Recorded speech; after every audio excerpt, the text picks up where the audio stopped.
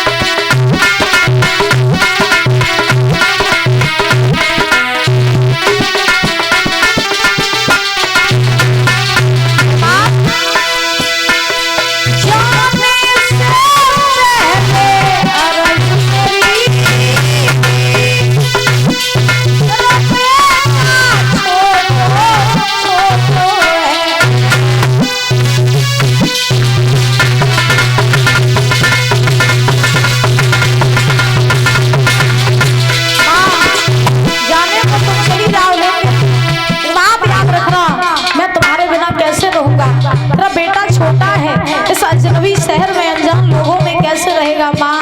सुनो ना, जाने से पहले तेरा बेटा छोटो है, कौन आ रहे माँ में एक बात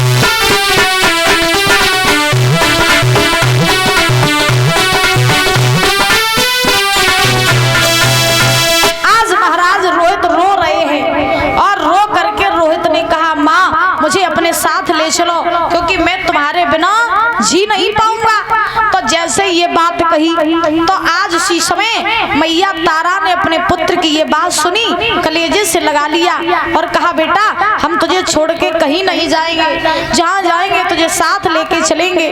आज तारा ने ब्राह्मणी के पैर पकड़ लिए और कहा माँ तूने 20 बार सोना दे के मोह खरीद लो, एक एहसान कर दे, जिंदगी में नहीं तेरा भूलेंगे।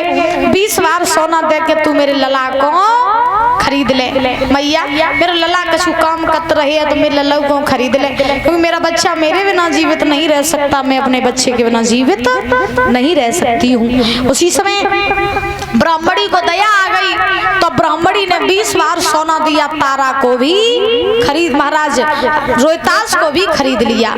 जब रोहितास को भी खरीदा, तीनों प्राणी बिक गए।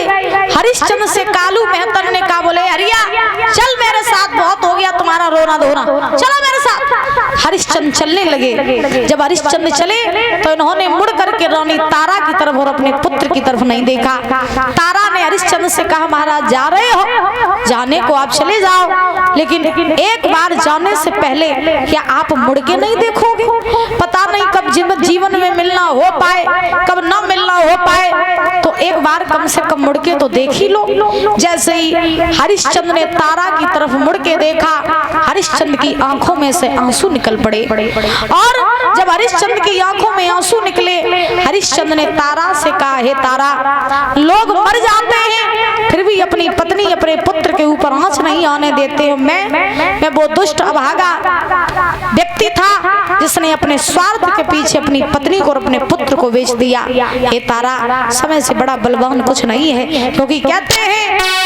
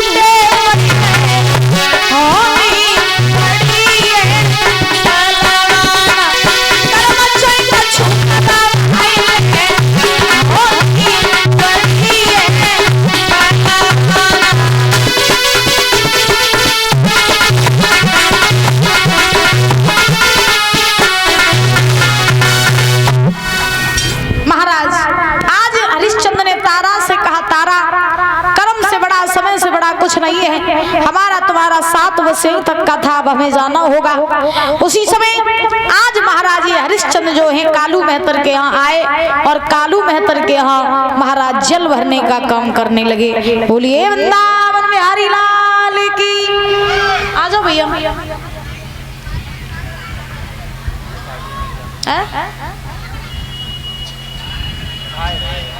चलिए आइए ताली बजा करके भजन बोलेंगे बड़े भाव से और उसके बाद कथा में प्रवेश करेंगे।